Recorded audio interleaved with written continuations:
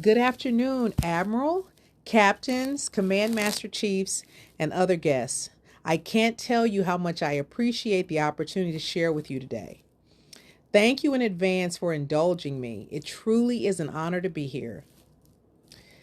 As I was thinking about what to share, and you hear people say, oh, as I was thinking about what to share, for me, I felt like, I'm kind of preaching to the choir. So, what can I tell them that they don't already know? Not a whole lot, as a matter of fact. So then I thought about, what are some things that I've been learning over the past couple of years? What are some things that I might be able to share after, coming to the end of my career and looking back? And I couldn't help but think about self care. So I thought I might share with you my journey as a leader in the Coast Guard when it comes to self care. And in my sharing, I thought, you know what, maybe I'll start out with some light appetizers and then I'll get into the main course. So when I thought about self-care in the past, like many of you, I thought, you know what? Exercising, spa days, going on vacations, and things like that.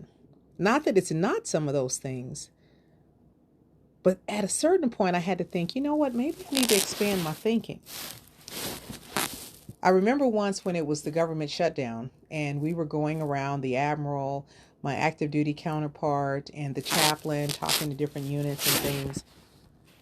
And I remember listening to the chaplain one night, and he said, the Coasties, you guys are great when it comes to bringing support. You guys are great when it comes to taking care of others.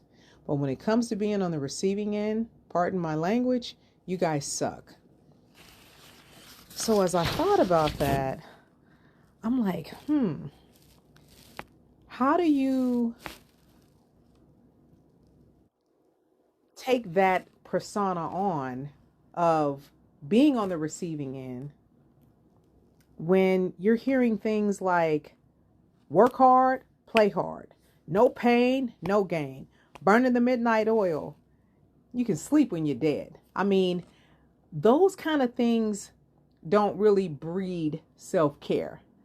I need to take care of me. Some of us think of these kumbaya moments. It's like, no, I don't have time for that. I got to get the job done. I want to get the job done. And early on, again, those things were instilled in me early on in my honor guard days. We had the ethos, and basically with the ethos, it's like a commitment to excellence as a way of life. So with that, you work until you drop. When you're standing on that White House lawn, you bet, I don't care how sick you are, I don't care how much pain you're in, you stay there. You will drop before you walk off. So when you're thinking about those kind of things and being instilled in you early on, again, how do you marry that with self-care? You're not even thinking about self-care. You're thinking about getting the job done. And really, even with focusing on getting the job done and getting the job done by any means necessary, you're almost rewarded for not taking care of yourself. At least that's kind of how it was for me, But again, as I began to operate in focusing a little bit more on self-care over the last couple of years, I'm like, wow, if I really want to be my best self, I'm going to have to disturb this cycle that I've been in for over 30 years. So I started thinking about different kinds of self-care. And one of them was psychological self-care, which would include for me journaling, self-reflecting, and things like that. I began focusing on emotional and spiritual self-care. I made more time even for relational self-care, which included spending more time, being intentional, and spending more time with family and friends. And one story that kind of really got to me that I heard probably a few years back, one of the vice admirals that has since retired, he was on his way out the door. He was at some kind of event, and they asked him to come into the room, into the classroom, to kind of share, some words of wisdom on his way out. And so as he went in there, he started telling them, you know what? I've done well in my career. I'm a vice admiral. I've climbed the ladder. I've done amazing things, but it's been at a cost.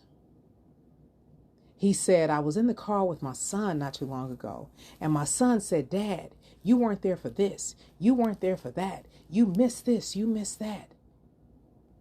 And so I'm finding that as I'm trying to transition from the Coast Guard and lean on and lean into some of these relationships in my family, I'm finding that there is going to be a lot of work that's going to need to be done in rebuilding.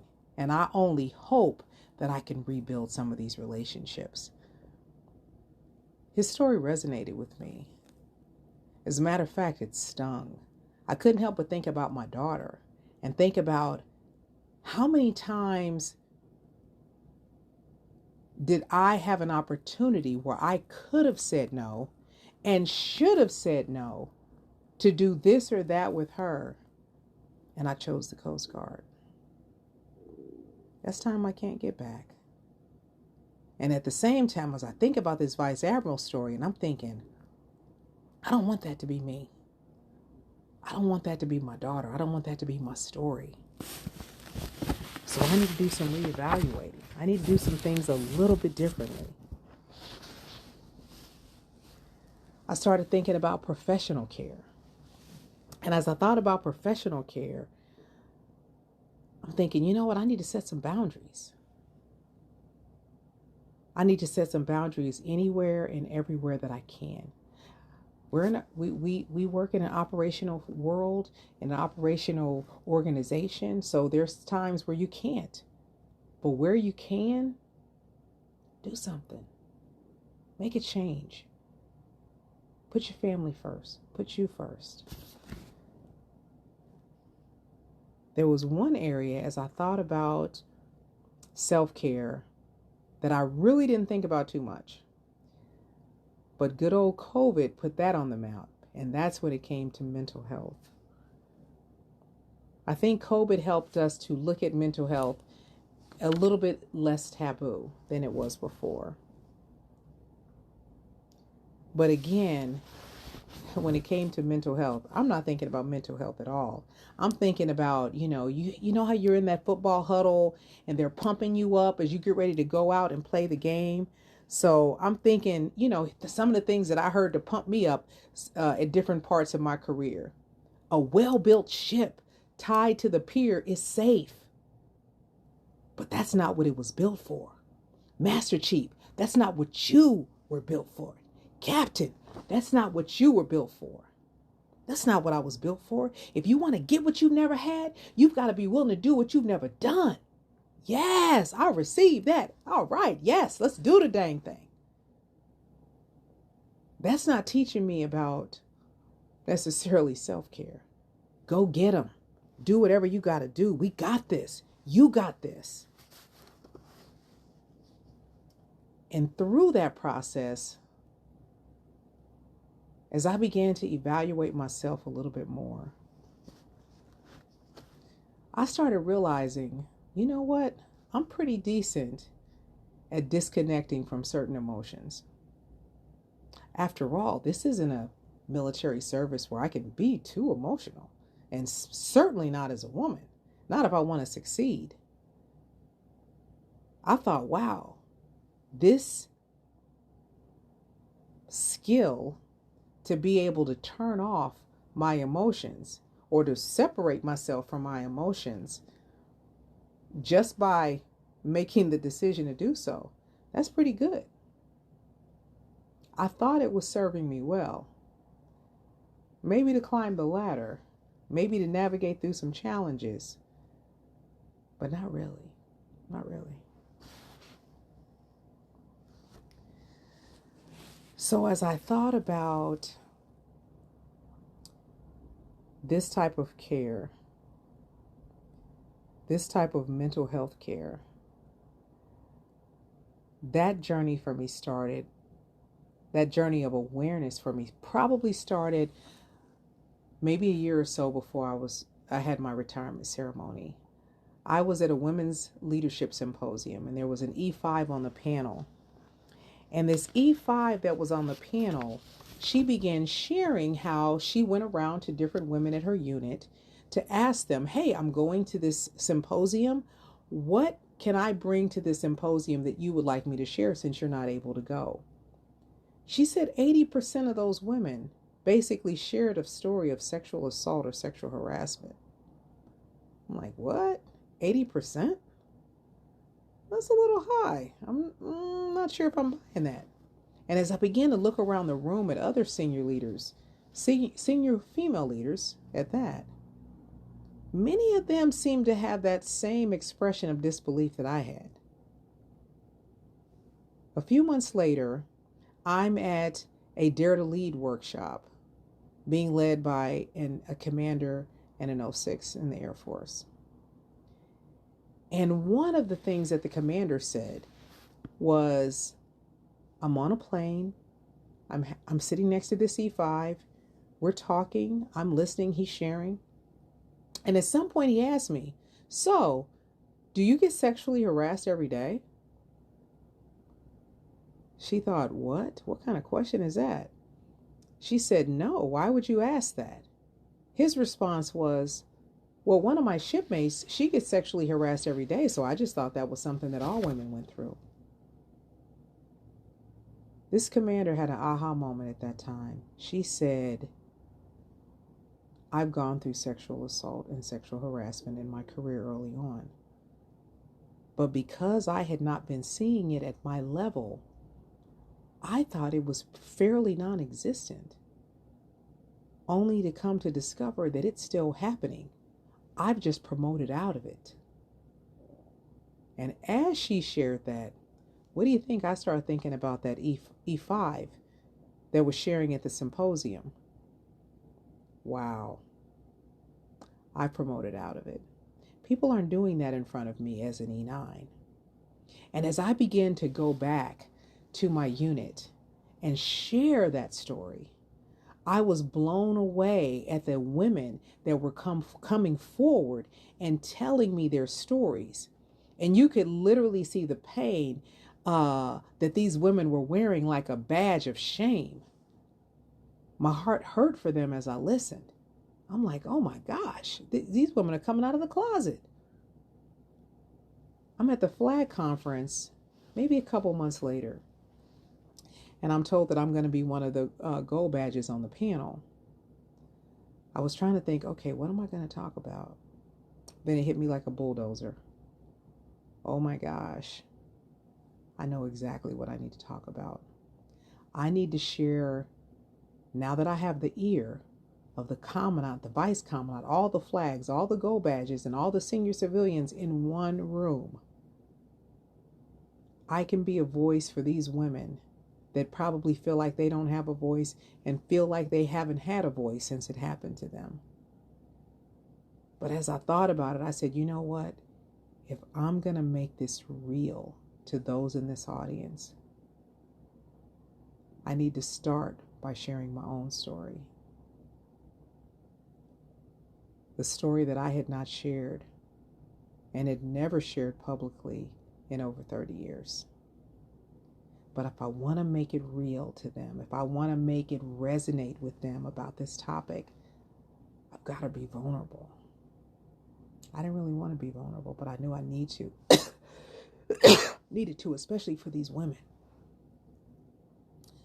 So I shared my story. At a later date, I will be sharing my story again with the appropriate Coast Guard person that was recommended to me to share my story with. And for the first time, I cried. I was angry. Where are these tears coming from? Why am I crying about this? This happened over 30 years ago. And I felt like I was letting this chief that had abused his position, I was letting this chief take power over me again because I was weeping over what had happened. My problem was I had never wept over it before. I'd never leaned into those emotions. It was recommended that I get therapy. I didn't think I needed therapy. Even though I cried, hey, I just cried. I don't need therapy. But I did it at a recommendation. I said, you know what, I might get something out of it. As I met with this therapist for the first time, the second time, the third time, this man began to show me how to unearth the many traumas that I had experienced, especially this one of the sexual harassment that I had dealt with as a 20-year-old in the Coast Guard by a chief.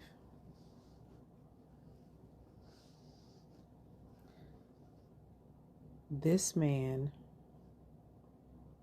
was reminding me as I was digging up these roots that I didn't really feel that good about digging up. I was reminded of the high rope exercises when I was at the Chiefs Academy. And I remember one of the instructors shared with us about those high rope exercises. She said, I want you to think about those high rope exercises, and I want you to think about life. The distance is so frightening from where you are to where you want to be. But because of all that you may become, you will close your eyes and leap. In order to discover new oceans, you've got to be willing to lose sight of the shore. I wanted to heal. I wanted to be whole. I knew it was going to be painful to unearth all this stuff that had just been buried on top of stuff for decades. I began to realize I learned how to stuff way before I came in the Coast Guard. Unfortunately, the Coast Guard helped me to and encouraged me indirectly to continue to build and continue to pile.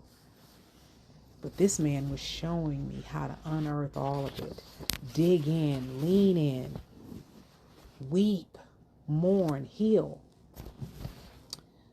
I remember just going through that process over that 1.5 year period, unearthing the abuse that my mother, my brother, and I suffered for 6 years, going to bed afraid every single night, watching my mother being abused, and sometimes we were abused, and still having those memories that don't go away. But again, this man was helping me to unearth all of it. I remember when my mother got sick some years before I retired. And I remember thinking, okay, I know I need to go home, but I got this and I got this and I got this to do. I've got these responsibilities. These people are counting on me. What do I do? How do I balance this? I do want to go home, but I got these responsibilities with the Coast Guard too. Anybody got one of those friends that will speak truth to power, whether you want to hear it or not? They love you enough to tell you the truth. If you don't have one of those friends, I hope you get one, because I needed one of those friends right then. He said to me, Rashawn, if you die today, you are not a showstopper. The Coast Guard will go on. They are not going to stop because you're not here. You need to go home, and you need to see about your mom. I'm so glad I did. I'm so glad he did. He told me the truth. There's an old proverb that says, faithful are the wounds of a friend. A friend will tell you the truth when you need it. Especially in leadership, you need people in your life like that. Ultimately, my mother wouldn't get better, and she would pass away. And that shattered me. That was the worst pain I had ever felt in my life. I didn't want to feel. This was before therapy. I didn't want to feel. I didn't want to lean in. I didn't know what leaning in was. All I knew was I wanted to escape. I wasn't a drinker, so wasn't going to escape that route. But I know how to get busy. I know how to work hard. I know how to try to separate myself from my emotions. So I dove in hard and heavy. I'm flying here, traveling there, going here, going there. I remember some people saw me maybe a week or so after my mother's funeral, and they're like, oh my gosh, Rashawn, we didn't think you were going to be here. What are you doing here? Of course I'm here. Where else am I going to be? Yeah, let's do this. Come on. And I thought I was managing. I knew how to put on my face. I knew how to get out there. I had been trained. since early on. No pain, no gain. But I was wearing a mask because I'm out there doing the dang thing, but my heart is shattered. My heart is broken. And I'm not dealing with any pain. But again, my therapist, he showed me how to bring it to the surface. He showed me that it was okay. It took more strength to lean in and face the pain than it does to run away. I will forever be grateful because that year and a half with that man transformed my life. When it comes to self-care, I see things so much differently now. I've been in conversations, many since then, where I feel that emotion wanting to bubble up, and I'm not saying I let it out at every situation, but when it's appropriate, Rashawn, it's okay. It's okay to lean in. It's okay to cry. It's okay. I want to give you some final thoughts, and then I'll wrap up. Self-care, you can't pour into something with an empty cup. Adversity, we're all going to go through adversity. We've all been through adversity. And adversity does not leave you the way it finds you, but how it leaves you is up to you.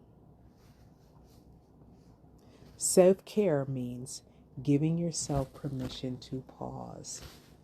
It's okay. Self-care is a priority and a necessity, not a luxury. I challenge you to develop an action plan, if you don't already have one, and prioritize your own self first.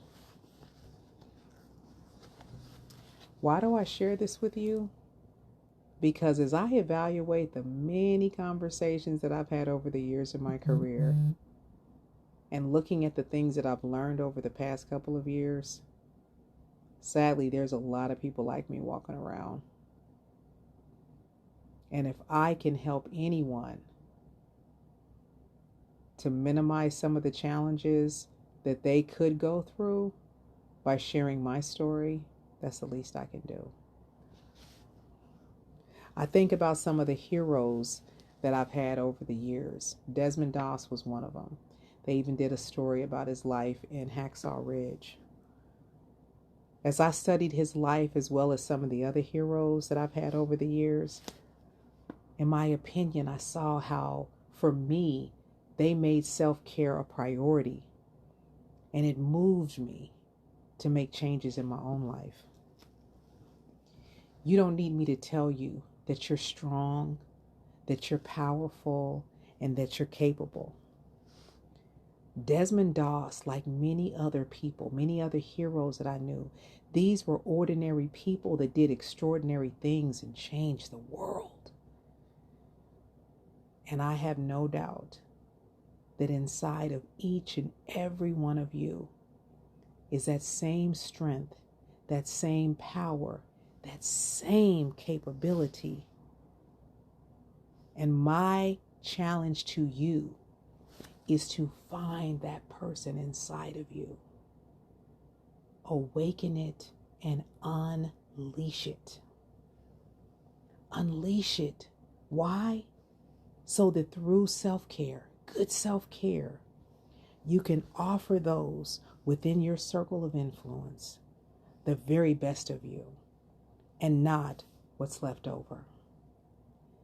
My name is Rashawn Morris, retired Master Chief.